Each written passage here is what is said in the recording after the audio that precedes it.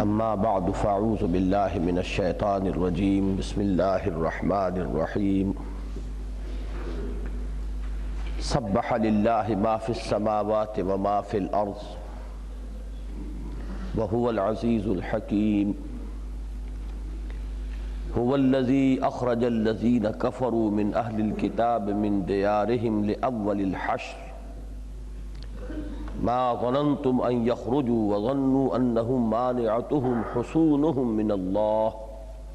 فأتاهم الله من حيث لم يحتسبوا وقذف في قلوبهم الرعب يخربون بيوتهم بأيديهم وأيدي المؤمنين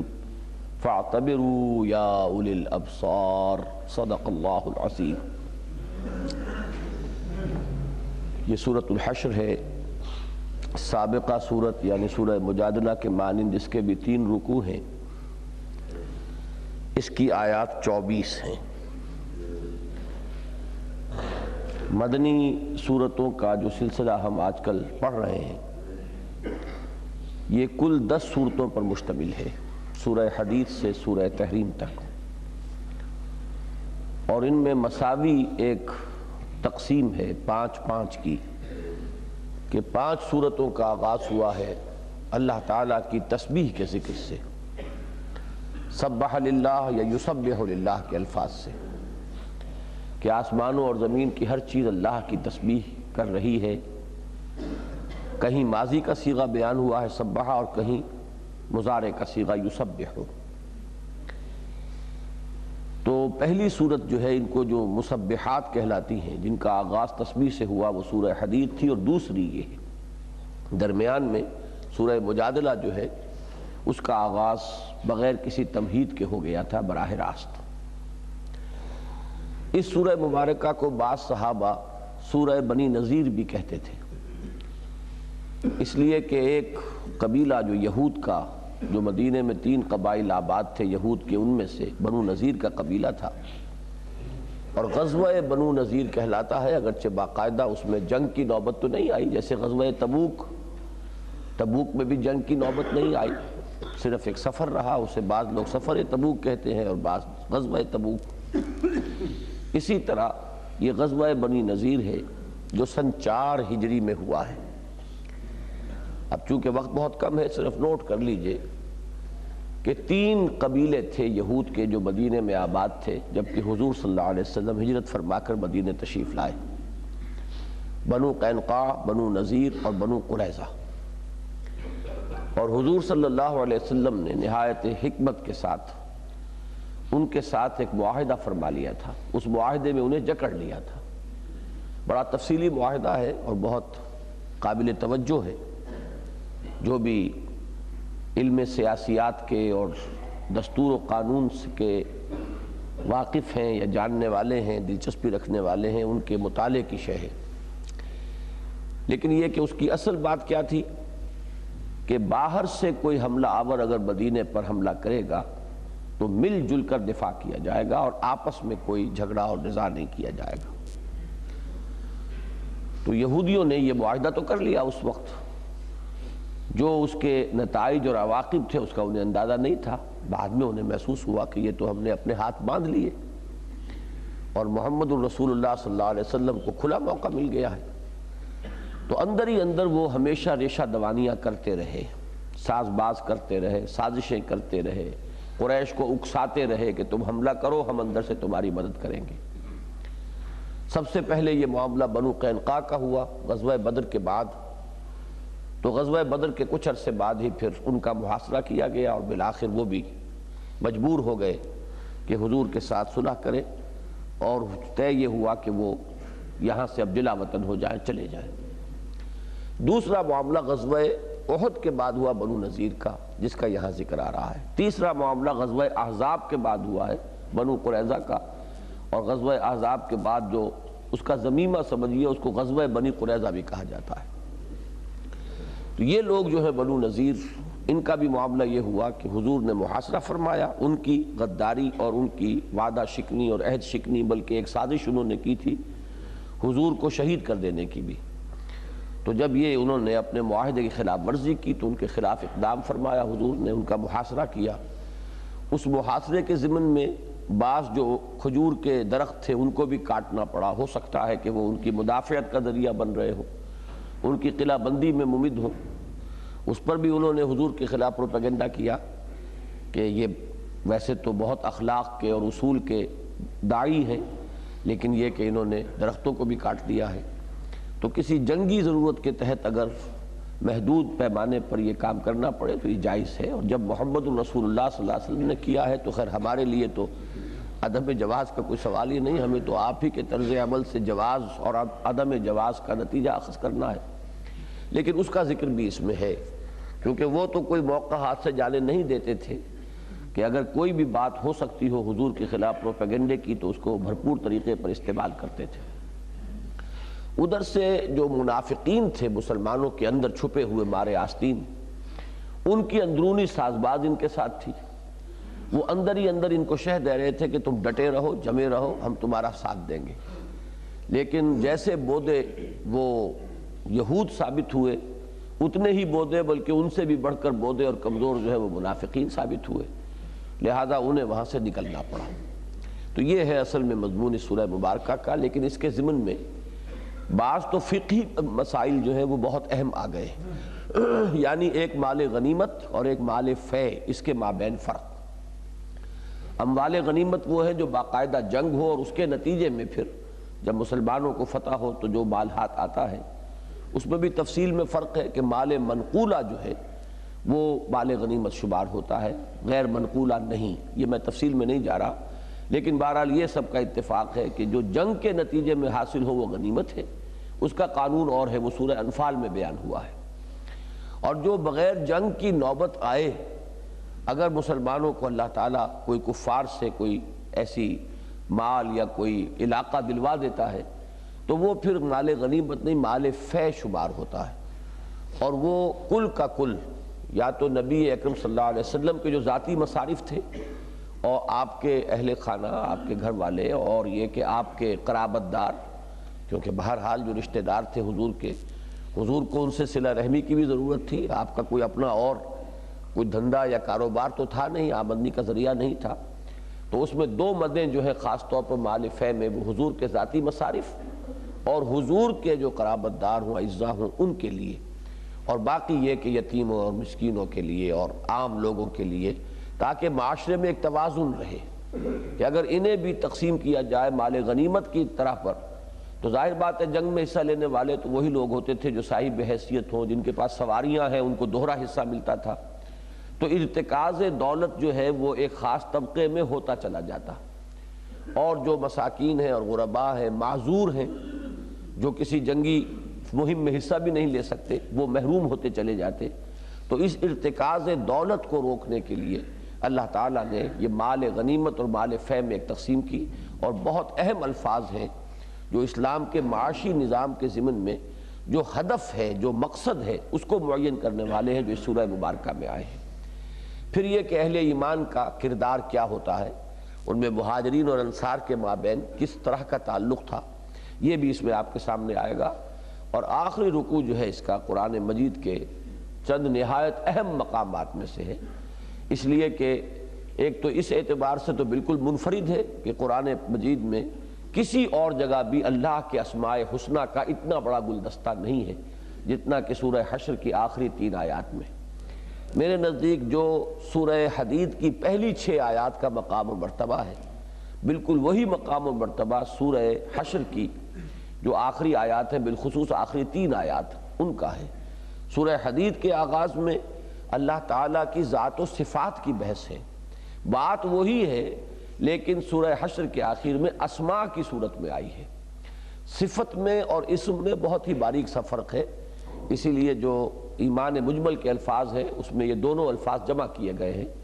آمنت باللہ کما ہوا باسمائہ و صفاتہ وقبلت جمیع احکامہ اقرار باللسان و تصدیق بالقلب۔ تو اب آئیے ترجمہ کریں۔ سبح للہ ما فی السماوات و ما فی الارض، اللہ کی تسبیح کرتی ہے ہر شے جو آسمانوں میں ہے اور جو زمین میں ہے۔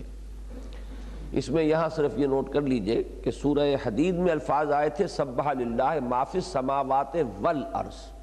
یہاں پھر اضافہ کیا وما فی الارض، اس میں ذرا تاکید اور بڑھ جاتی ہے، اس ما کی تکرار سے اور زور ہے، تو یہ در حقیقت تسبیح کا مضمون بھی تدریجاً ارتقا کر رہا ہے۔ وَهُوَ الْعَزِيزُ الْحَكِيمُ، اور وہ زبردست ہے، کمال حکمت والا۔ هُوَ الَّذِي أَخْرَجَ الَّذِينَ كَفَرُوا مِنْ أَهْلِ الْكِتَابِ مِنْ دِيَارِهِمْ لِأَوَّلِ الْحَشْرِ، وہی ہے جس نے نکالا اہل کتاب میں سے کفر کرنے والوں کو۔ ویسے تو یہ کہ اہل کتاب میں سے جو بھی حضور پر ایمان نہیں لایا وہ کافر ہے، لیکن یہ کہ خاص طور پر یہاں پہ جو مراد ہے وہ بنو نذیر ہیں، اور ہو سکتا ہے کہ ان کا یہاں پر جو خاص طور پہ ذکر لفظ کفر آیا ہے کفران نعمت، اور انہوں نے جو اپنے وعدے اور عہد کی خلاف ورزی کی، اس کی طرف بھی خصوصی اشارہ ہو۔ ان کو نکالا من دیارہم، ان کے گھروں سے، لأول الحشر، پہلے حشر کے موقع پر۔ اس میں دو رائے موجود ہیں۔ اول الحشر، حشر کے معنی ہوتے ہیں جمع کرنا، منتشر لوگوں کو ہانک کر کہیں لے آنا، اسی لیے یوم الحشر ہے، وہ حشر کا میدان ہے جس میں کہ تمام نوع انسانی جمع ہوگی، وہ حشر ہے۔ اور یہاں اس کے دو معنی لیے گئے ہیں، ایک تو یہ کہ یہ پہلی مرتبہ یہاں سے جمع کر کے نکالے گئے مدینہ منورہ سے، پھر حضرت عمر کے زمانے میں عہد خلافت میں یہ جزیرہ نماء عرب سے ان کو نکالا دے دیا گیا، پھر یہ کہ میدان حشر میں جمع ہونا ہے۔ تو یہ سلسلہ ہے حشر کا ایک ان کے لیے، جن میں سے پہلا موقع یہ تھا۔ اور ایک معنی یہ کیے گئے ہیں کہ ابھی جنگ کی نوبت آئی ہی نہیں تھی، ابھی تو مٹ بھیڑ ہوئی ہی تھی کہ ان کے حوصلے جواب دے گئے، ہمتیں پست ہو گئیں، اور وہ اپنے گھر چھوڑ کر نکل جانے پر آمادہ ہو گئے۔ واللہ عالم۔ ما ظننتم ان یخرجوا، اے مسلمانوں تمہیں یہ گمان نہیں تھا کہ وہ نکلیں گے، اتنی آسانی سے نکل جائیں گے۔ ان کی تیاریاں، ان کی قلعہ بندیاں، ان کی گڑھیاں، ان کا اسلحہ، ان کی نفری، تو خود مسلمانوں کو بھی یہ گمان نہیں ہو سکتا تھا کہ یہ مہم اتنی آسانی سے سر ہو جائے گی۔ وَظَنُّوا أَنَّهُمْ مَانِعَتُهُمْ حُصُونُهُمْ مِنَ اللَّهِ، اور ان کا بھی یہ گمان تھا کہ انہیں روک لے گی، انہیں ان کی حفاظت کرے گی ان کی قلعہ بندی، ان کے انہوں نے جو گڑھیاں بنائی ہوئی تھی، جیسے جو لوگ پارٹیشن سے پہلے کے حالات سے واقف ہیں، ہندو جو ہے وہ اپنے محلوں کے گرد جو ہے وہ اس طرح کا استحکام رکھتے تھے، گلیوں کے اوپر لوہے کے دروازے بنے ہوئے ہیں، تو وہ ایک اہتمام ہر جگہ تھا یہ۔ تو انہوں نے بھی اپنے جو آبادیاں تھیں ان کی، ان کو باقاعدہ جو ہے قلعہ بندی کا ان کا اہتمام کیا ہوا تھا مدافعت کے لیے، کہ کسی بھی وقت اس کی ضرورت پیش آ سکتی ہے۔ تو ظنوا انہم مانعتہم حصونہم من اللہ، انہیں بھی یہ خیال تھا، بلکہ گمان کیا یقین تھا کہ یہ قلعہ بندیاں ہماری اور یہ جو فصیلیں ہم نے اٹھا رکھی ہیں یہ ہمیں اللہ سے بچا لیں گی۔ یہاں بھی من اللہ کے مفہوم میں بہت سے قول ہیں کہ آیا ان کا یہ گمان تھا کہ یہاں مراد اللہ سے جو ہے وہ مسلمانوں سے بچا لیں گی، اس لیے کہ ہاتھ ہے اللہ کا، بندہ مومن کا ہاتھ، اللہ کے رسول صلی اللہ علیہ وسلم کا ذکر قرآن مجید میں جب آتا ہے تو اللہ اور اس کا رسول بریکٹڈ ہوتے ہیں۔ اور ایک یہ بھی ہے کہ ان کی یہ جسارتیں بھی رہی ہیں، ان کی تاریخی روایات میں ایسا بھی ہے کہ جانتے بوجھتے بھی شاید وہ سمجھتے ہوں کہ ہم اللہ کا مقابلہ کر سکتے ہیں، اس لیے کہ ان کے ہاں تو یہ روایت بھی ہے کہ حضرت یعقوب علیہ السلام نے باقاعدہ کشتی کی اللہ سے اور اللہ کو پچھاڑ لیا، اور اللہ نے بڑی مشکل سے ان سے اجازت طلب کی کہ اچھا ٹھیک ہے، ہار تو میں گیا، مجھے جانے دو۔ تو حضرت یعقوب نے پھر کہا کہ میں نہیں جانے دوں گا جب تک کہ مجھے اور میری نسل کو برکت نہ دو۔ تو یہ بھی ان کی روایات ہیں، تو بہرحال اس طرح کی کوئی ڈھٹائی بھی ان کے ذہن میں ہو سکتی ہے۔ فَأَتَاهُمُ اللَّهُ مِنْ حَيْثُ لَمْ يَحْتَسِبُوا، تو اللہ تعالیٰ ان پر آیا، یعنی حملہ آور ہوا وہاں سے جہاں سے انہیں گمان بھی نہیں تھا۔ اس کے کیا معنی ہے وہ اگلے الفاظ میں معین ہو رہے ہیں، وَقَذَفَ فِي قُلُوبِهِمُ الرُّعْبَ، اللہ نے ان کے دلوں میں رعب ڈال دیا۔ اب یہ قلعہ بندیاں اور فصیلیں تو ان لوگوں کے کام آ سکتی ہیں جن کے اپنے اندر کے حوصلے تو کچھ قائم ہو، اگر اندر کا حوصلہ اپنا پست ہو گیا ہو تو وہ قلعہ بندی کیا کرے گی، ہتھیار دھرے رہ جائیں گے، میزائل کھڑے رہ جائیں گے اور ٹریگر دبانے کی نوبت نہیں آئے گی، اس لیے کہ ہمت پست ہو گئی۔ تو وہ اللہ کا مقابلہ کرنے کے لیے پر تول رہے تھے، اور اللہ تعالیٰ جو ہے بغیر اس کے کہ مسلمانوں کو ہاتھ بھی اٹھانے کی نوبت آئی ہو اور کوئی تلوار استعمال کرنے کا موقع آیا ہو، اللہ نے ان کے دلوں ہی کے اندر رعب ڈال دیا۔ وَقَذَفَ فِي قُلُوبِهِمُ الرُّعْبَ يُخْرِبُونَ بُيُوتَهُمْ بِأَيْدِيهِمْ وَأَيْدِي الْمُؤْمِنِينَ، وہ اپنے مکانوں کی تخریب کر رہے تھے، گرا رہے تھے ان کو اپنے ہاتھوں سے بھی اور اہل ایمان کے ہاتھوں کے ذریعے بھی۔ یعنی یہ کہ اس میں ایک تو اشارہ ادھر بھی ہے کہ اپنے اس محاصرے کے دوران بھی ہو سکتا ہے کہ جیسے کہ ایک رواج ہوتا ہے کہ اینٹ پتھر درکار ہوتا ہے محاصرے کے دوران مقابلے کے لیے، تو شاید انہوں نے کچھ عمارتیں اپنی اس کے لیے منہدم کی ہوں، لیکن خاص طور پہ بعد میں جب انہیں نکلنا پڑا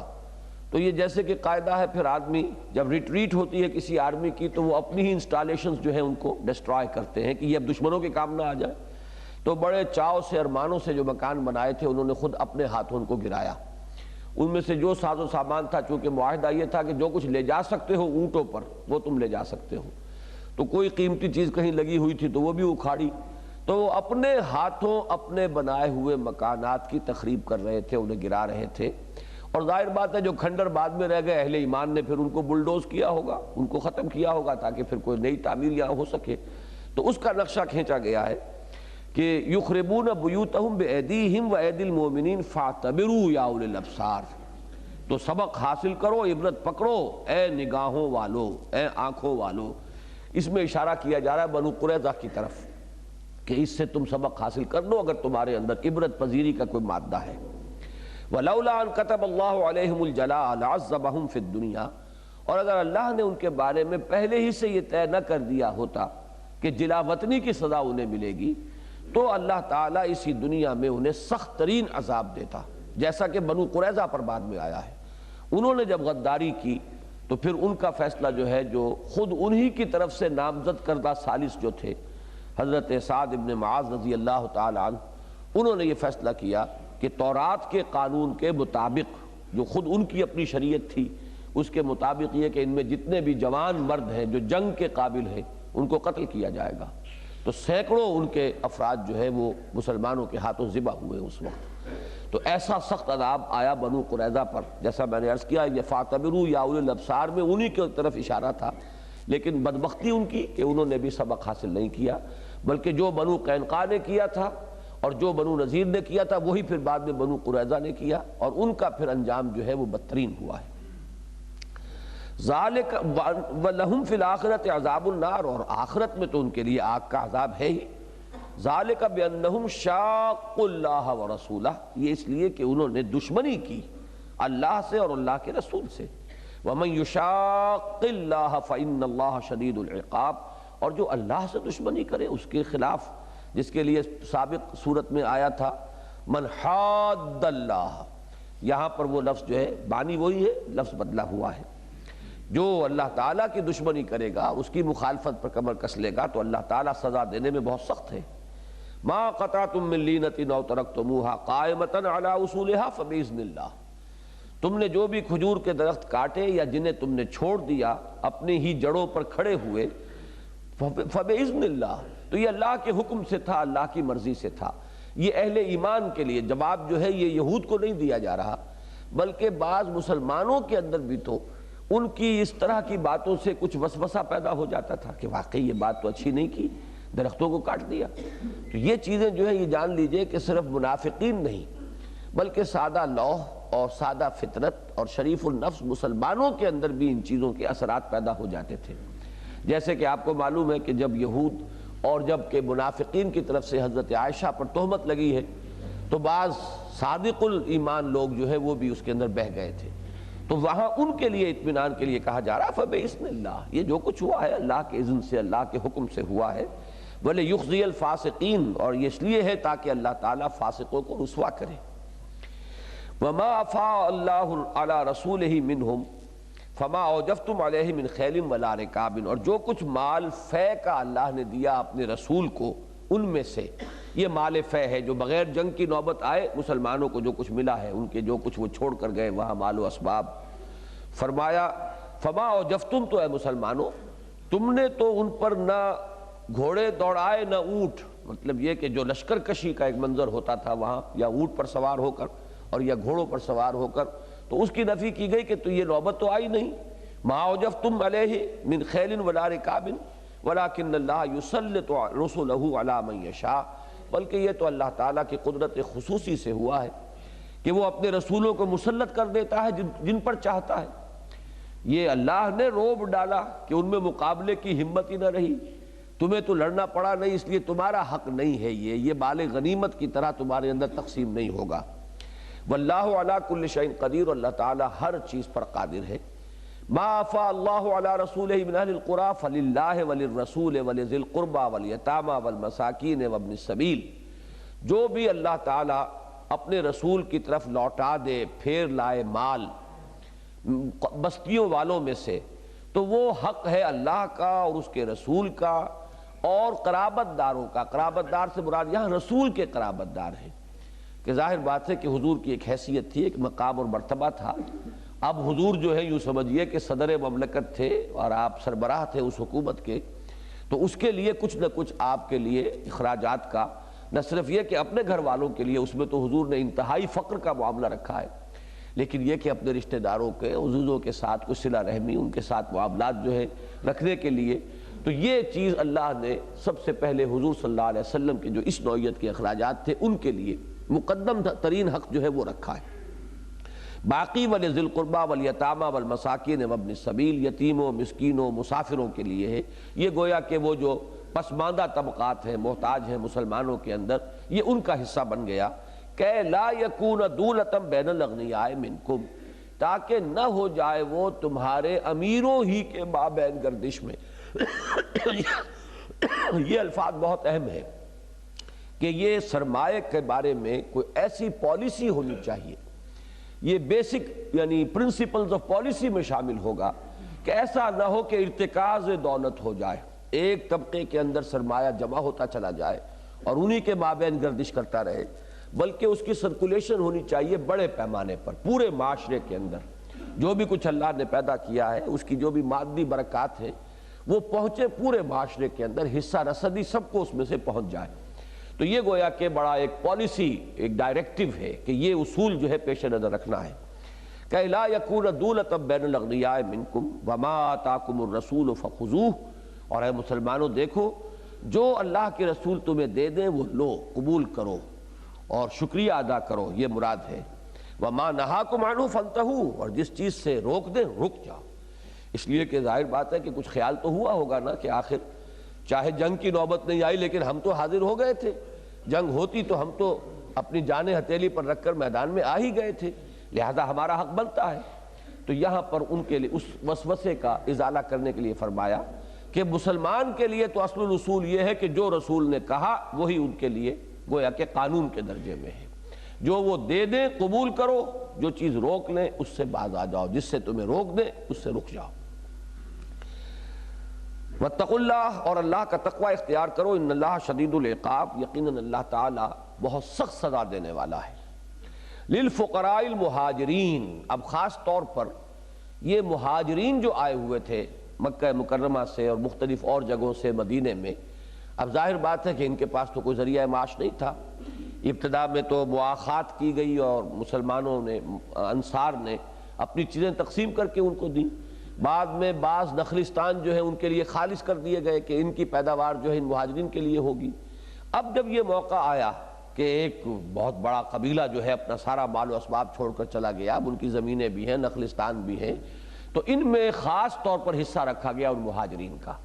اور انصار کے جو نخلستان تھے جو اس کام کے لیے انہوں نے دیے ہوئے تھے وہ انہیں لوٹا دیے گئے۔ تو اس طریقے سے یہ ایک مسئلہ جو مہاجرین کا تھا وہ بھی اس مال فے کے ذریعے سے پھر حل ہوا ہے۔ للفقراء المہاجرین الذین اخرجوا من دیارہم، ان یعنی تنگ دست مہاجرین کے لیے کہ جو اپنے گھروں سے نکال دیے گئے، واموالہم، اور اپنے اموال سے بھی، ظاہر بات ہے مہاجر جب آئے تو مال و دولت اپنے مکان، اپنی جائیدادیں لے کر تو نہیں آئے، یبتغون فضلا من اللہ ورضوانا، اور وہ تو متلاشی ہیں اللہ کے فضل اور اس کی رضا کے، وینصرون اللہ ورسولہ، اور وہ اللہ اور اس کے رسول کی مدد کے لیے اپنے گھر بار چھوڑ کر نکل آئے ہیں، ان کے پیش نظر کوئی اور مقصد نہیں ہے۔ اولئک ھم الصادقون، یقیناً یہ لوگ سچے ہیں۔ مراد کیا ہے؟ صادق الایمان ہے، ان کا جذبہ صادق ہے، یہ راست باز ہے۔ والذین تبوؤا الدار والایمان، اور جو لوگ پہلے ہی سے گھر جمائے ہوئے تھے یہاں پر مدینہ منورہ میں، یعنی انصار، والایمان، اور جو ایمان پر بھی راسخ تھے۔ ویسے تو یہ کہ اہل جو مدینہ ہیں ان میں جو لوگ ایمان لائے بظاہر ان میں منافق بھی تھے، ان میں ضعیف الایمان لوگ بھی تھے، لیکن یہاں خاص طور پر والذین تبوؤا الدار والایمان، یہاں خاص طور پر جو ہے ان کو مخصوص کر دیا گیا ان انصار کے لیے کہ جن کے دل میں حقیقی ایمان موجود تھا۔ یہ نہیں کہ یثرب کا رہنے والا جو شخص بھی کلمہ طیبہ پڑھ رہا ہے وہ گویا کہ اس آیت کا مصداق ہو گیا، اس لیے کہ کلمہ طیبہ اور کلمہ شہادت تو منافقین بھی ادا کر رہے تھے۔ والذین تبوؤا الدار والایمان من قبلہم، یعنی مہاجرین کے آنے سے قبل ہی ان کے دلوں میں بھی ایمان راسخ ہو چکا تھا، اور وہ ظاہر بات ہے اپنے گھروں میں تھے، جمع جمائے بیٹھے ہوئے تھے۔ یحبون من ہاجر الیہم، وہ محبت کرتے ہیں ان سے کہ جو ہجرت کر کے ان کے پاس آئے ہیں، یعنی یہ نہیں سمجھتے کہ یہ ہماری معیشت کے اوپر بار بن گئے اور بوجھ بن گئے اور ہمارے لیے مصیبت ہو گئی اور ہمارے اوپر بڑا معاشی بوجھ ان کی وجہ سے آ پڑا، بلکہ یحبون من ہاجر الیہم، وہ تو محبت کرتے ہیں ان سے کہ جو ہجرت کر کے ان کی طرف آئے۔ ولا یجدون فی صدورہم حاجۃ مما اوتوا، اور جو کچھ ان کو دیا جاتا ہے یعنی مہاجرین کو، اس پر وہ اپنے دلوں میں کوئی تنگی محسوس نہیں کرتے، یعنی یہ نہیں کہ خامخواہ یہ آ گئے ان کو یہ دے دیا گیا، حالانکہ یہ اگر نہ ہوتے تو یہ سارا مال و اسباب جو ہے وہ ہم ہی کو ملتا، یہ ان کی کیفیت نہیں ہے، بلکہ ان کے صدق ایمان کا یہ مظہر ہے، ظہور ہوا اس طرح کہ وہ تو ان سے محبت کرتے ہیں، اور جو کچھ انہیں دے دیا گیا اس پر ان کے دل میں کوئی میل نہیں آیا اور کوئی ان کے دل میں تنگی پیدا نہیں ہوئی۔ وَيُؤْثِرُونَ عَلَىٰ أَنفُسِهِمْ وَلَوْ كَانَ بِهِمْ خَصَاصَةٌ، اور ان کا تو معاملہ یہ وہ صفت ہے کہ جو اہل ایمان میں ہونی چاہیے، جیسے کہ پچھلی صورت میں ہم پڑھ چکے ہیں کہ اہل ایمان کی محبت جو ہے وہ کس نوعیت کی ہونی چاہیے، ان کی محبتوں کے معیارات کیا بن جانے چاہیے۔ تو اسی طرح یہ کردار یُؤْثِرُونَ عَلَىٰ أَنفُسِهِمْ وَلَوْ كَانَ بِهِمْ خَصَاصَةٌ، وہ تو ترجیح دیتے ہیں اپنے اوپر اپنے ان بھائیوں کو، دوسرے جو ایمان والے ہیں ان کو، خواہ خود ان کو تنگی ہو اور احتیاج ہو۔ وَمَن يُوقَ شُحَّ نَفْسِهِ فَأُولَٰئِكَ هُمُ الْمُفْلِحُونَ، اور جو اپنے جی کی تنگی سے اور بخل سے بچا لیا گیا تو جان لو کہ حقیقت میں فلاح تو انہی کا حصہ بنے گی، وہی کامیاب ہوں گے۔ والذین جاؤوا من بعدہم یقولون ربنا اغفر لنا ولاخواننا الذین سبقونا بالایمان، اب یہ بعد والوں کے لیے ایک آئیڈیل جو رویہ ان کا ہونا چاہیے، ایک تو وہ ہوتا ہے کہ انسان جو ہے اپنے اسلاف سے بدظن ہو اور اسلاف کو گالیاں دے اور ان پر تنقیدیں کرے، اس کے برعکس جو ایک مومن کا طرز عمل ہونا چاہیے اسلاف کے بارے میں، وہ اس آیت میں بیان ہوا۔ والذین جاؤوا من بعدہم، اور وہ لوگ جو ان کے بعد آئے، یقولون ربنا اغفر لنا ولاخواننا الذین سبقونا بالایمان، تو وہ تو یہ کہتے ہیں پروردگار ہمیں بھی بخش دے اور ہمارے ان بھائیوں کو بھی کہ جو ہم سے پہلے ایمان میں سبقت کر گئے، ایمان کے ساتھ، یا یہ کہ جو یا تو وہ ایمان کے ساتھ اس دنیا سے رخصت ہو گئے یا جنہوں نے ایمان میں ہم پر سبقت کی، سبقونا بالایمان۔ ولا تجعل فی قلوبنا غلا للذین آمنوا، اور پروردگار ہمارے دلوں میں ان لوگوں کے لیے جو ایمان لائے ہو کوئی میل اور کوئی کدورت نہ آنے دے۔ ولا تجعل فی قلوبنا غلا للذین آمنوا ربنا انک رؤوف الرحیم، اے رب ہمارے یقیناً تو بہت ہی شفقت فرمانے والا اور رحم فرمانے والا ہے۔ اب دوسرے رکوع میں منافقین کا کردار آ رہا ہے۔ الم تر الی الذین نافقوا، کیا تم نے دیکھا نہیں ان لوگوں کو جنہوں نے نفاق کی روش اختیار کی ہے، جو منافق ہیں۔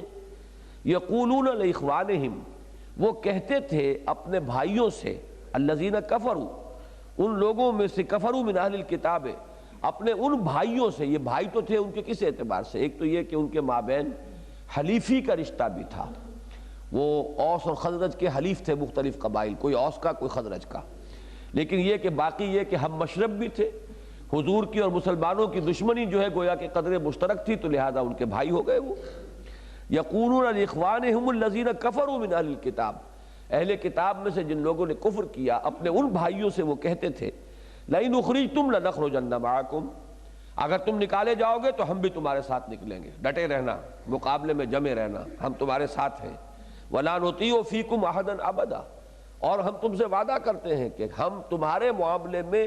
کسی کا حکم نہیں مانیں گے، گویا کہ یہ اعلان تھا کہ ہم محمد کا حکم بھی نہیں مانیں گے صلی اللہ علیہ وسلم، تمہارے بارے میں، تم سے ہمارے تعلقات ہیں، تم سے ہمارے مراسم ہیں، تم سے ہمارے دیرینہ جو ہیں وہ معاہدے ہیں، لہذا ہم ان معاہدوں کا پاس کریں گے، سابقہ اور دیرینہ تعلقات کا لحاظ کریں گے، اور اس معاملے میں ہم چاہے ہم بظاہر ایمان لائے ہوئے ہیں اور ہم نے بظاہر محمد کی اطاعت قبول کی ہوئی ہے صلی اللہ علیہ وسلم، لیکن تم سے ہمارا پختہ وعدہ ہے کہ تمہارے معاملے میں ہم ان کا حکم نہیں مانیں گے۔ وَإِن قُوتِلْتُمْ لَنَنصُرَنَّكُمْ، اور اگر تم سے جنگ کی گئی تو ہم لازماً تمہاری مدد کریں گے. وَاللَّهُ يَشْهَدُ إِنَّهُمْ لَكَاذِبُونَ، اور اللہ گواہی دیتا ہے کہ یہ جھوٹے ہیں. لَئِنْ أُخْرِجُوا لَا يَخْرُجُونَ مَعَهُمْ، اگر یہ نکالے گئے یہودی تو یہ ہرگز ان کے ساتھ نہیں نکلیں گے، بیٹھے رہ جائیں گے. وَلَئِنْ قُوتِلُوا لَا يَنْصُرُونَهُمْ، اور اگر ان سے جنگ ہوئی تو یہ ان کی مدد نہیں کریں گے. وَلَئِنْ نَصَرُوهُمْ، اور اگر انہوں نے مدد کرنے کی ہمت کر ہی لی، لَيُوَلُّنَّ الْأَدْبَارَ، تو یقیناً پیٹھ دکھا جائیں گے. ان میں بھی وہ جرأت اور ہمت نہیں ہے. جرأت ہمت ہوتی ہے مخلص انسان میں. ایک شخص کفر کے ساتھ بھی خلوص کے ساتھ اگر ہے، یعنی خلوص سے مراد کیا ہے، مغالطے میں ہے، وہ اسی کو حق سمجھے بیٹھا ہے، تب تو یہ ہے کہ اس کے اندر کوئی نہ کوئی ہمت اور جرأت ہوگی. کفار میں ہمت ہو سکتی ہے، منافقین میں ہمت نہیں ہو سکتی، اس لیے کہ وہ تو ہے ہی اپنے مفاد کے بندے. مال کی محبت، دنیا کی محبت، اسی کی وجہ سے وہ نہ ادھر ہے نہ ادھر ہے، مذبذبین بین ذالک. تو مقاومت ان میں کہاں سے آ جائے گی؟ مقابلے کا اور استقامت کا مادہ کہاں سے پیدا ہو جائے گا؟ تو فرمایا کہ اگر مدد کرنے کی جرأت کر بھی لیں گے تو فوراً پیٹھ دکھا دیں گے. ثم لا ینصرون، پھر ان کی کسی طرف سے ینصرون، پھر ان کی کسی طرف سے مدد نہیں ہوگی. لَأَنْتُمْ أَشَدُّ رَهْبَةً، اب یہاں مسلمانوں سے خطاب کر کے فرمایا ہے مسلمانوں، تم فی صدورہم من اللہ، تم زیادہ ان کو، تم سے انہیں زیادہ خوف لاحق ہے اللہ کے مقابلے میں. ان کے دلوں میں تمہارا ڈر زیادہ ہے بنسبت اللہ کے. اللہ کا ڈر تو اسی میں ہوگا جو اللہ پر ایمان رکھتا ہو، ایمان اس کا مخلصانہ ہو تو تقویٰ اور خشیت اللہ کے لیے ہوگی، لیکن اس سے تو وہ محروم ہے. تو اب سارا خوف تو جو ہے وہ مادی چیزوں سے ہے، ظاہر کی چیزوں سے ہے، تو تمہارا خوف زیادہ ہے اللہ کے خوف کے مقابلے میں. ذالک بانہم قوم لا یفقہون، اور یہ اس لیے ہے کہ وہ ایسے لوگ ہیں کہ جو تفقہ، جو حقیقی فہم ہے اس سے محروم ہے. حقیقی فہم ہو تو ایمان ہوگا، ایمان ہو تو اللہ کا تقویٰ ہوگا. جب حقیقی فہم نہیں ہے، جیسے کل بھی میں نے عرض کیا تھا، آیت ایک بڑی پیاری ہے قرآن میں، یعلمون ظاہرا من الحیات الدنیا، یہ دنیا کی زندگی کو بھی جانتے کہاں، اس کے بھی ظاہر کو جانتے. ایک ونیئر ہے اوپر جو ایک یعنی پتلی سی ایک لگی ہوئی ہے اوپر، اس کو جانتے ہیں. دنیا کی زندگی کی بھی اصل حقیقت انہیں معلوم ہے. تو یہ اس طرف ظاہر بین لوگ ہیں. تو فرمایا ان کے پاس وہ فہم حقیقی نہیں ہے. لا یقاتلونکم جمیعا، یہ کبھی جنگ نہیں کر سکیں گے اے مسلمانوں تم سے اکٹھے ہو کر، جمع ہو کر، متحد ہو کر، الا فی قری محصنۃ، مگر بڑے قلعہ بند ہو کر، کہیں دیواروں کے پیچھے سے، او من ورائے جدر، فصیلوں کے پیچھے سے. جیسے کہ پرانے زمانے میں جب کوئی جھگڑے ہوتے تھے، لڑائیاں ہوتی تھی، تو عورتوں کا معاملہ یہ ہوتا تھا کہ چھتوں پر چڑھ کر دیواروں کے پیچھے سے وہ سنگ باری کرتی تھی، اور مرد میدان میں آتے تھے اور لڑتے تھے. لیکن ان کا معاملہ یہ کہ یہ گویا کہ کل کے کل انہی عورتوں کے حکم میں آ چکے ہیں کہ یہ پوری طرح اپنی حفاظت کر کے قلعوں کے اندر بیٹھ کر تو شاید کچھ تھوڑی دیر کوئی تیر مار لیں، یا یہ ہے کہ فصیلوں کے پیچھے سے کوئی پتھراؤ کر لیں، سنگ باری کر لیں، خشت باری کر لیں، اس کے سوا ان میں ہمت نہیں ہے. دوسرے یہ کہ باسہم بینہم شدید، جب بنیاد ہی مفاد ہے تو مفاد تو ہمیشہ ٹکراتا ہے. لہذا یہ خود تمہیں نظر آتے ہیں تحسبہم جمیعا، کہ یہ جمع ہیں، وقلوبہم شتیٰ، ان کے دل تو پھٹے ہوئے ہیں، ان کے آپس میں جو جھگڑے ہیں وہ بہت شدید ہیں. یہ کبھی جمع نہیں ہو سکتے. وہ حقیقی جمعیت تو پیدا ہوتی ہے ایمان سے، یقین سے، کسی مقصد کے ساتھ والہانہ جو ایک تعلق ہو، اس کے ساتھ پھر جو تعلق پیدا ہوتا ہے، جو جمعیت پیدا ہوتی ہے، اس کے اندر قوت ہوتی ہے. لیکن یہ کہ جہاں مفاد ہی سارا اصل مسئلہ ہو، بنیاد ہو، تو وہاں بظاہر لوگ کسی وقت متحدہ محاذ بنا بھی لیں کسی خاص مقصد کے لیے، تو ان کے دل تو جڑے ہوئے نہیں ہوتے. قلوبہم شتیٰ ذالک بانہم قوم لا یعقلون، یہ بھی اس لیے کہ یہ وہ لوگ ہیں جن میں عقل نہیں ہے، فہم نہیں ہے، سمجھ نہیں ہے. کمثل الذین من قبلہم قریبا، جیسے کہ مثال ہے ان لوگوں کی جو ان سے پہلے ہی تھے، قریب ہی کے زمانے میں. اب اس سے مراد بنو قینقاع بھی ہو سکتے ہیں جو غزوہ بدر ہی کے بعد ہی ان کا معاملہ ہو گیا تھا، اور یہ کہ کفار مکہ بھی، کہ جنہوں نے 2 مرتبہ چڑھائی کی ہے لیکن یہ کہ خائب و خاسر ہو کر لوٹ گئے. ذاقوا وبال امرہم، انہوں نے اپنے معاملے کا مزہ چکھ لیا ہے، وہ چکھ چکے ہیں اپنے کیے کی سزا. وَلَهُمْ عَذَابٌ أَلِيمٌ، اور ان کے لیے دردناک عذاب ہے. کمثل الشیطان، اب یہ منافقین کے رویے کے لیے شیطان کی مثال دی جا رہی ہے. جیسے مثال شیطان کی، اذ قال للانسان اکفر، جبکہ وہ انسان کو اکساتا ہے، کہتا کرو کفر. فلما کفرا، اور جب وہ انسان کفر کرتا ہے قال انی بریء منک، تو وہ کہتا ہے کہ میں تجھ سے بری ذمہ ہوں، تو جان اور تیرا دھندا، اب تیری عاقبت اور تیرا محاسبہ جو ہوگا قیامت کے دن خود بھگتیو، میں تیرے ساتھ نہیں ہوں۔ انی اخاف اللہ رب العالمین، مجھے تو اللہ کا خوف ہے جو تمام جہانوں کا پروردگار ہے۔ یعنی یہ کہ وہ دوسروں کو تو تباہی کی طرف ڈال دیتا ہے لیکن پھر یہ کہ اس کا ساتھ نہیں دے سکتا۔ تو یہی معاملہ منافقین کا ہے کہ منافقین نے اکسایا ان کو، اور اکسا کر اور ان کو یہ اطمینان دلا کر کہ ہم تمہاری مدد کریں گے، ورنہ شاید یہ کہ وہ کسی بہتر ٹرمز پر صلح کر سکتے، وہ اپنی اس غداری میں اور اپنی وعدہ خلافی میں اتنے آگے نہ بڑھتے، تو گویا کہ ان کے اس انجام بد میں بہت بڑا حصہ جو ہے وہ ان کے ان منافق بھائیوں کا ہو گیا کہ جنہوں نے انہیں اکسا کر اور حوصلہ دے کر جو ہے آگے بڑھا دیا، اور پھر جب وقت آیا تو ایک بھی ان میں سے ان کی مدد کے لیے نہیں نکلا، اور نہ کوئی ایک شخص بھی مدینہ چھوڑ کر وہ وہاں سے ان کے ساتھ گیا۔ فَكَانَ عَاقِبَتَهُمَا، تو ان دونوں کا یہ انجام ہے، أَنَّهُمَا فِي النَّارِ خَالِدَيْنِ فِيهَا، کہ وہ دونوں کے دونوں جہنمی ہیں، اسی میں ہمیشہ ہمیشہ رہیں گے۔ یعنی شیطان بھی بچنے والا وہ بھی نہیں، اور شیطان کی اکساہٹ پر جو غلط رستے پر چل پڑا، انجام دونوں کا ایک ہوگا۔ کان عاقبتہما، عاقبتہما، ان دونوں کی عاقبت اور انجام جو ہے یہی ہوگی کہ انہما فی النار خالدین فیہا، کہ وہ دونوں آگ میں ہوں گے، اس میں ہمیشہ رہنے والے۔ وذالک جزاء الظالمین، اور یہی ہے ظالموں کا بدلہ۔ اذان دے دیجیے۔ اعوذ باللہ من الشیطان الرجیم، بسم اللہ الرحمن الرحیم۔ اب یہ وہ تیسرا رکوع آ گیا ہے سورہ حشر کا، جس کے بارے میں اپنا یہ تاثر عرض کر چکا ہوں کہ یہ قرآن مجید کے عظیم ترین مقامات میں سے ہے۔ اس میں ایک بات بہت اعلیٰ درجے کی حکمت اور فلسفے سے متعلق بھی ہے، پھر اس میں قرآن مجید کی عظمت کے لیے جو تمثیل آئی ہے وہ بھی بڑی منفرد تمثیل ہے۔ قرآن مجید میں خود قرآن کی عظمت کا بیان مختلف پیرایوں میں ہوا ہے، یہاں ایک تمثیلی پیرائے میں اس کا جو بیان ہوا ہے وہ بہت ہی منفرد ہے۔ پھر اللہ تعالیٰ کے اسماء کا ایک بہت ہی بڑا گلدستہ ہے جو سامنے آئے گا۔ یا ایھا الذین آمنوا اتقوا اللہ ولتنظر نفس ما قدمت لغد، اے ایمان والو اللہ کا تقوی اختیار کرو، اور ہر ذی نفس کو چاہیے کہ وہ یہ دیکھتا رہے کہ اس نے کل کے لیے کیا بھیجا ہے۔ یہ لب لباب ہے ایک بندہ مومن کی زندگی کا، جیسے کہ ایک حدیث بڑی پیاری آتی ہے کہ الکیس من دان نفسہ وعمل لما بعد الموت، یہ گویا کہ بالکل اس آیت کی شرح ہے کہ اصل میں ہوشیار آدمی وہ ہے، سمجھدار ہوشیار، جس کے اعتبار سے کہا گیا ان منافقین کو اور یہودیوں کو کہ لا یفقہون لا یعقلون، جس سمجھ سے وہ عاری تھے۔ آج کل انگریزی میں آپ ایک لفظ استعمال کرتے ہیں ورلڈلی وائز، دنیا کی سمجھ جو ہے، پیسہ کہاں سے ملتا ہے، چال بازی کس طریقے سے کی جا سکتی ہے، کیسے آدمی اپنا راستہ بناتا ہے اس ماحول میں، تو یہ تو بہت ورلڈلی وائز لوگ تو آپ کو مل جائیں گے، لیکن وہ حقیقت میں صاحب فہم نہیں ہے۔ جو تفقہ حقیقتاً انسان کو حاصل ہونا چاہیے اس سے وہ محروم ہے۔ تو حضور نے فرمایا کہ اصل میں تو سمجھدار آدمی وہ ہے جس میں دو شرطیں پوری ہوں، من دان نفسہ، اپنے نفس کو تو اپنے مطیع بنا کر رکھے، اس کا خود مطیع نہ بن جائے بلکہ اس کو اپنی سواری بنائے، اس پر خود سوار ہو جائے، قابو میں رکھے اسے۔ وعمل لما بعد الموت، اور عمل کرے موت کے بعد والی زندگی کے لیے۔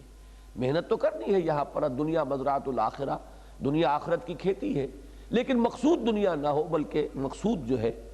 ہر معاملے کے اس پہلو کو مد نظر رکھے اور پیش نظر رکھے کہ جو آخرت سے متعلق ہے، نہ یہ کہ اس کے اس پہلو کو سامنے رکھے جو اس دنیا سے متعلق ہے۔ بس یہ ہے اصل فہم، اصل سمجھ، اصل ہوشیاری، اصل ہوش مندی جو ہے وہ یہ ہے۔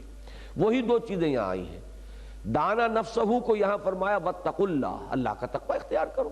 یا ایھا الذین آمنوا اتقوا اللہ، اللہ کا تقوی اختیار کرو۔ تقوی کی معنی یہی ہے کہ اپنی نفسانی خواہشات اور تقاضوں کو اللہ کے حکم کے تابع کر دو۔ وَلْتَنْظُرْ نَفْسٌ مَا قَدَّمَتْ لِغَدٍ، اور ہر ایک کو یہ دیکھنا چاہیے کہ کل کے لیے کیا بھیج رہا ہے۔ کل سے مراد وہ بڑی کل ہے جو آنے والی ہے، وہ یوم قیامت۔ وَاتَّقُوا اللَّهَ، اللہ کا تقوی اختیار کرو۔ یہ بھی ایک مثال ہے کہ ایک ہی آیت میں دو مرتبہ تقوی کا لفظ، جو سورہ نساء کی پہلی آیت میں بھی ہے، ایھا الناس اتقوا ربکم الذی خلقکم من نفس واحدۃ وخلق منھا زوجھا وبث منہما رجالا کثیرا ونساء واتقوا اللہ الذی تساءلون بہ والارحام، ایک آیت میں 2 مرتبہ، اسی طرح یہاں بھی ہے ان اللہ خبیر بما تعملون، اللہ تعالیٰ باخبر ہے اس سے جو تم کر رہے ہو۔ تقویٰ کی روح یہی ہے کہ انسان کو یہ محسوس رہے کہ میں ہر وقت اللہ کی نگاہ میں ہوں، کہیں اس سے غائب نہیں ہو سکتا، ہر ایک سے چھپ سکتا ہوں، اللہ سے نہیں چھپ سکتا، ہر نگاہ جو ہے اس سے بچ سکتا ہوں، اللہ کی نگاہوں سے میں کہیں بچ کر جا نہیں سکتا۔ وَلَا تَكُونُوا كَالَّذِينَ نَسُوا اللَّهَ فَأَنسَاهُمْ أَنفُسَهُمْ أُولَٰئِكَ هُمُ الْفَاسِقُونَ، اور ان لوگوں کے مانند نہ بن جانا جنہوں نے اللہ کو بھلا دیا تو اللہ نے انہیں اپنے آپ سے غافل کر دیا۔ اپنے آپ سے غافل کرنے کا مطلب کیا ہے؟ اپنی دنیا سے تو کوئی غافل ہوتا ہی نہیں، نہ جسم سے غافل ہوتا ہے، ذرا تکلیف ہوتی ہے فوراً آپ بے چین ہو جاتے ہیں۔ تو غافل انسان ہوتا ہے اپنی روح سے، اور غافل ہوتا ہے آخرت سے۔ تو یہاں پر در حقیقت انساہم انفسہم سے مراد کیا ہے؟ انسان کی اصل شخصیت، اس کی روح، وہ جو اس کے باطن میں ہے، اس سے انسان کی توجہ ہٹ جاتی ہے۔ وہ اپنے جسم کے تقاضوں کی طرف، اپنے جسم کی ضروریات کی طرف، اپنے دنیاوی حوائج کی طرف تو متوجہ ہے ہماتن، لیکن اس روح بیچاری کا اسے کوئی دھیان نہیں رہا کہ اس کو بھی کوئی غذا چاہیے، اسے بھی کوئی تقویت کا سامان چاہیے، وہ بھی بیمار ہو جاتی ہے تو کوئی علاج وغیرہ کا بندوبست ہونا چاہیے، اس کی طرف توجہ نہیں۔ اور یہ آیت اس اعتبار سے بھی نوٹ کر لیجئے کہ علامہ اقبال سے جب یہ پوچھا گیا تھا، سید نذیر نیازی کی روایت ہے، خود ان کے ساتھ یہ واقعہ پیش آیا کہ آپ کے فلسفہ خودی کا ماخذ کیا ہے، کہاں سے آپ نے یہ اخذ کیا ہے؟ تو انہوں نے یہ آیت معین کی ہے کہ میرا فلسفہ خودی قرآن مجید کی اس آیت سے ماخوذ ہے اور اس پر مبنی ہے۔ ان لوگوں کے مانند نہ ہو جانا جنہوں نے اللہ کو بھلا دیا تو اللہ نے انہیں اپنے آپ سے غافل کر دیا، اپنی عظمت، اپنی اصل حقیقت کو وہ بھول گئے۔ وہ حیوان انسان سے واقف ہیں، وہ اصل انسان جو اندر اس کے چھپا ہوا ہے اس سے واقف نہیں۔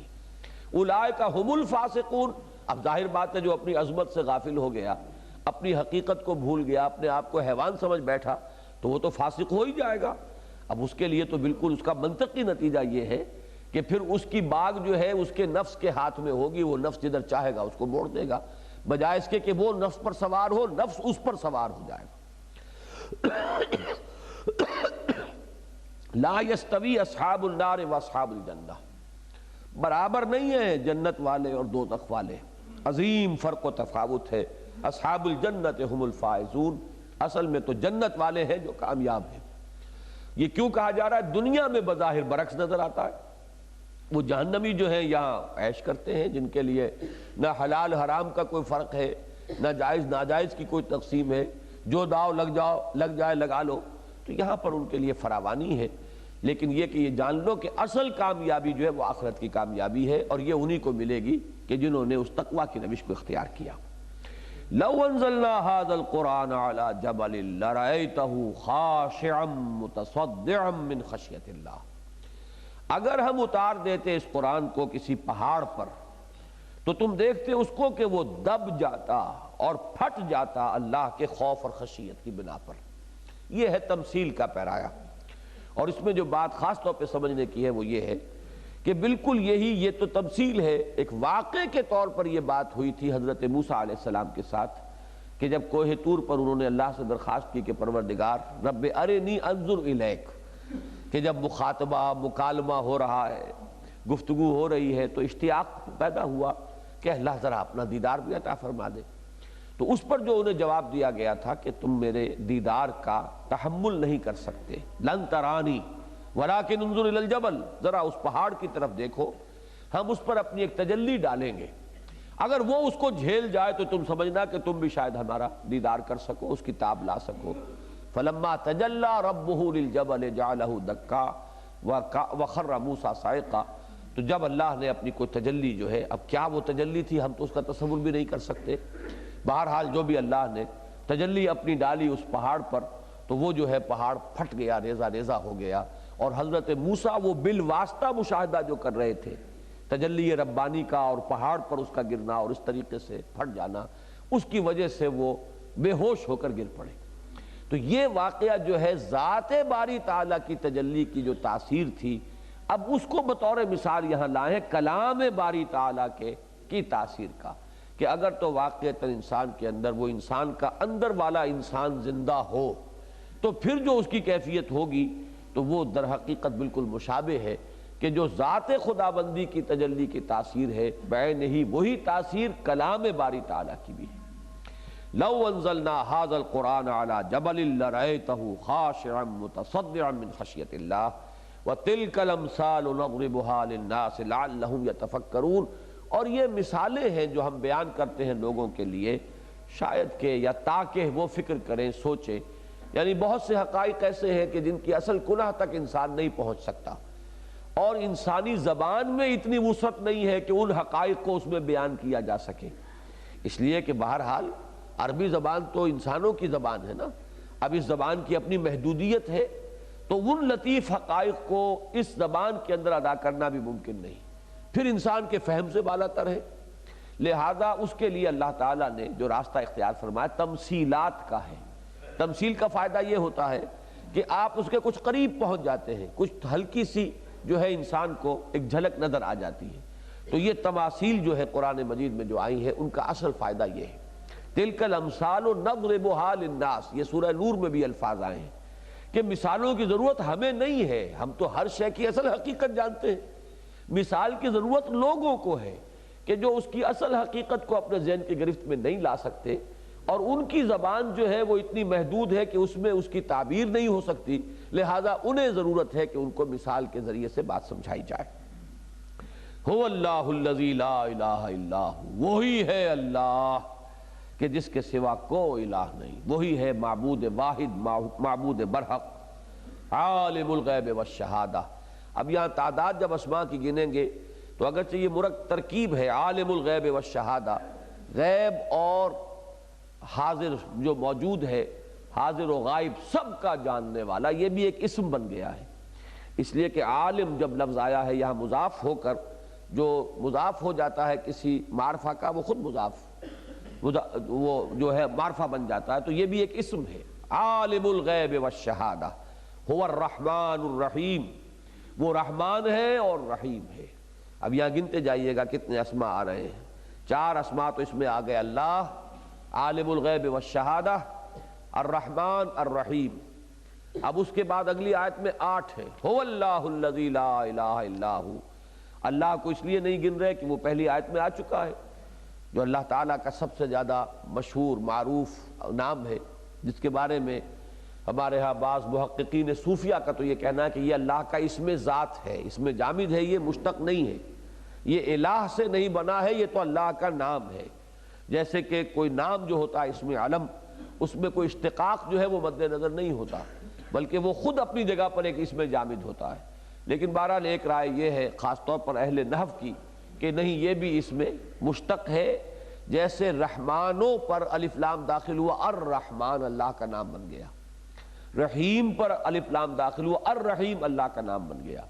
ایسے الہ پر الف لام داخل ہوا تو الالہ، اور الالہ میں سے درمیان کا جو الف ہے یا حمزہ ہے وہ گر گیا ہے، 2 لام مل گئے، اللہ بن گیا۔ تو یہ ایک رائے ہے، یہ اختلافی بات ہے ذرا لغت کے اعتبار سے۔ بہرحال وہ اسم جو ہے وہ تو معروف اور مشہور ترین نام ہے اللہ کا، اس میں کوئی شک نہیں۔ هو اللہ الذی لا الہ الا، وہی ہے وہ اللہ معبود برحق، اس کے سوا کوئی معبود نہیں۔ الملک، وہ بادشاہ حقیقی ہے۔ القدوس، وہ انتہائی مقدس ہے، ہر کمی سے، ضعف سے، کوتاہی سے، تقصیر سے، احتیاج سے بالکل پاک۔ السلام، سراپا سلامتی، یعنی اسے کوئی گزند نہیں پہنچا سکتا، اسے کوئی نقصان نہیں پہنچا سکتا، وہ تو خود سلامتی ہے۔ المومن، امن دینے والا، وہ ہے جو امن بخش ہے، کسی کو اطمینان قلبی نصیب ہے تو اس کا عطا کردہ، اور کسی کو کوئی اور بچاؤ جو ہے خارجی حاصل ہے تو وہ بھی اسی کے سہارے پر۔ المہیمن، وہ ہے نگران اور نگہبان اور محافظ۔ العزیز، وہ زبردست ہے، غالب ہے۔ الجبار، وہ اپنے ارادے کو بزور نافذ کرنے والا ہے۔ المتکبر، وہ بڑا ہو کر رہنے والا ہے۔ یہ لفظ متکبر جو ہے انسانوں کے لیے ہو تو یہ ایک مذمت والی بات ہے، بڑا متکبر ہے۔ یہ جامہ راست آتا ہے صرف اللہ کی ذات پر. الکبر ردائی، کبر تو میری چادر ہے،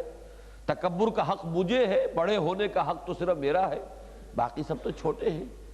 اللہ غنی ہے، باقی سب فقیر ہیں. انتم الفقراء، تم تو سب کے سب فقیر ہو، غنی تو اللہ ہے. تو اصل میں بڑائی کا مستحق اور اہل کون ہے؟ صرف اللہ ہے. تو جو کوئی تکبر کرتا ہے، حدیث قدسی میں الفاظ آتے ہیں، تو گویا کہ وہ مجھ سے وہ اعلان جنگ کر رہا ہے، اس نے میرے شانے کی چادر کو گھسیٹا ہے. یہ گویا کہ انتہائی توہین ہوتی تھی اس معاشرے میں. تو یہ فرمایا کہ تکبر کرتا ہے وہ گویا کہ میری چادر گھسیٹ رہا ہے، لیکن وہ خود المتکبر ہے. تو یہ 8 اسماء ہیں: الملک، القدوس، السلام، المومن، المہیمن، العزیز، الجبار، المتکبر. اور ایک خاص نقطہ یہ نوٹ کر لیجئے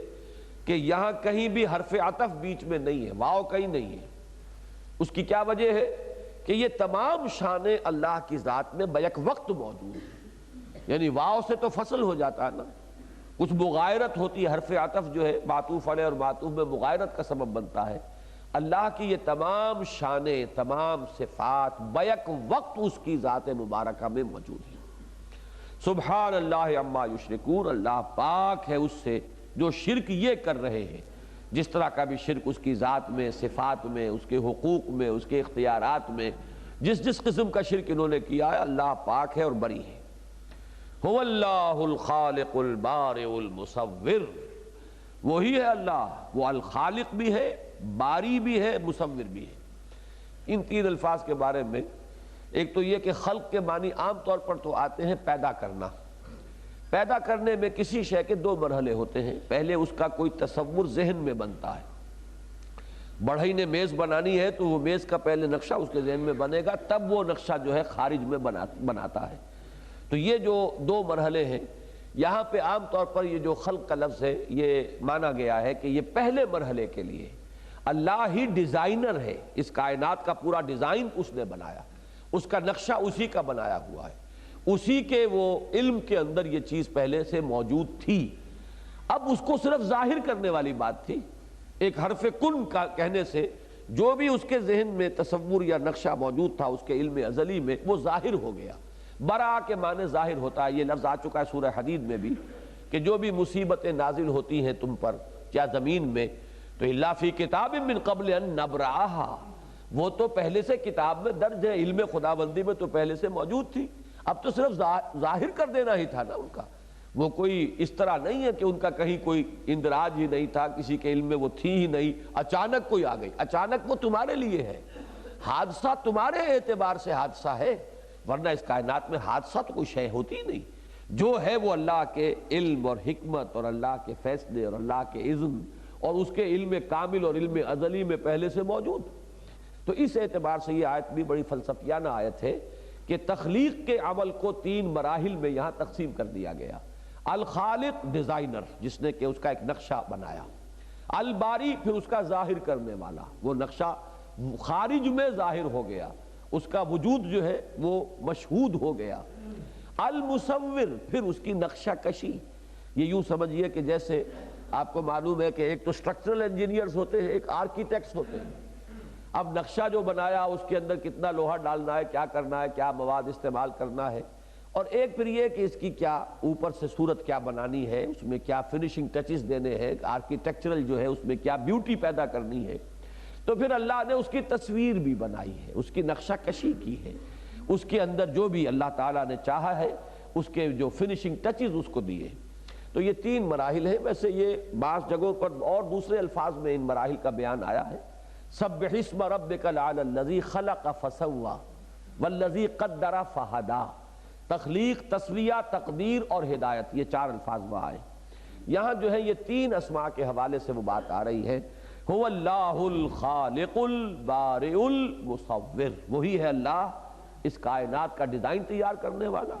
پھر وہی ہے اسے ظاہر کرنے والا، پھر وہی ہے اس کی نقشہ کشی کرنے والا. لہ الاسماء الحسنی، یہ بہت جامع الفاظ ہیں کہ یہ اسماء تو تمہیں کچھ ہم نے بتا دیے، یہ اللہ تعالیٰ کے اسماء ہیں. ویسے کل اچھے نام اسی کے ہیں، تمام اچھے نام اسی کے ہیں. اس سے مراد تو یہ ہوگی کہ جس خیر اور خوبی کا تم تصور کر سکتے ہو وہ اس کی ذات میں بتمام و کمال موجود ہے.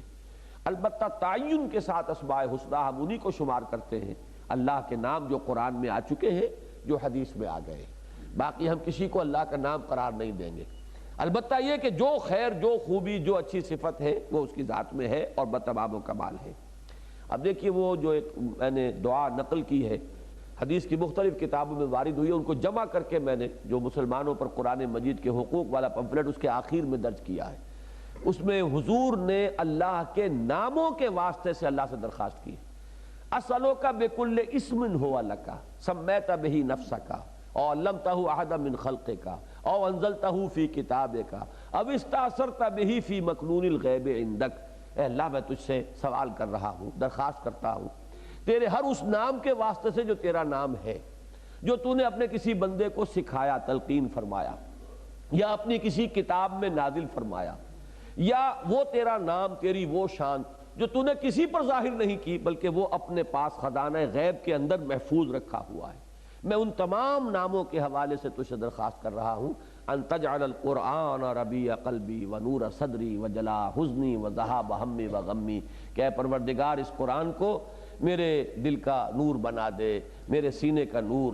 تو یہ ان تجعل القرآن ربیع، میرے دل کی بہار، میرے سینے کا نور، میرے غموں کا اور تفکرات کے ازالے کا ذریعہ بنا دے۔ تو یہ مقام عبدیت کی ایک انتہا ہے، اور دعا میں اللہ تعالیٰ سے کیسے مخاطب ہونا چاہیے اس کی بہت ہی اعلیٰ مثال ہے۔ یسبح لہ ما فی السماوات والارض، مسبحات جو صورتیں ہیں ان میں یہ بھی منفرد شان اسی صورت کی ہے کہ شروع بھی ہوئی تسبیح پر اور اختتام بھی تسبیح پر ہو رہا ہے، اور پھر یہ کہ اس میں شروع میں فعل ماضی اور آخر میں فعل مضارع لا کر جمع کر دیا گیا۔ سبح للہ ما فی السماوات و ما فی الارض سے شروع ہوا، اور یسبح لہ ما فی السماوات والارض، تسبیح کرتی ہے اس کی ہر وہ شے جو آسمان اور زمین میں ہے، وَهُوَ الْعَزِيزُ الْحَكِيمُ، اور وہ زبردست ہے کمال حکمت والا۔ بارک اللہ لی ولکم فی القرآن العظیم ونفعنی وإیاکم بالآیات والذکر الحکیم۔